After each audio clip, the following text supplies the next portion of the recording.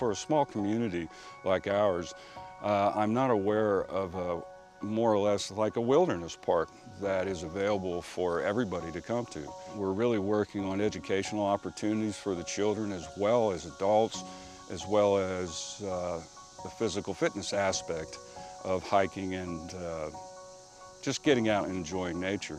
By our efforts with 3 cleanup programs that we've put on, we accomplished a multitude of things that needed to be done here. Clearing the trails was a problem earlier because they hadn't been cleared. A lot of trees have fallen because there was a forest fire.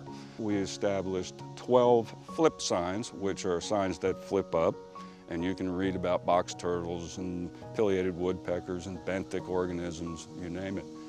We've also installed 2 tree identification tables. It's on a disc and you can sight in a tree and you can read all about it, along with 2 welcome signs and a park history sign, as well as the geology of the park. I would think we're real close to 150 to 200 people, different individuals helping out.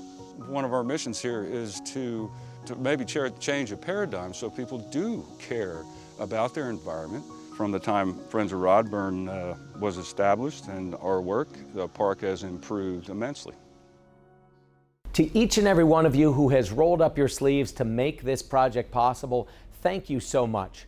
We are going to announce the winner at the Kentucky State Fair. The Lieutenant Governor and I will then come to the winning location and have a barbecue lunch in celebration with everybody that helped to make the winning selection possible. To every one of you who has done what you've done to beautify the Bluegrass across the entire Commonwealth, thank you. Together, we are Kentucky.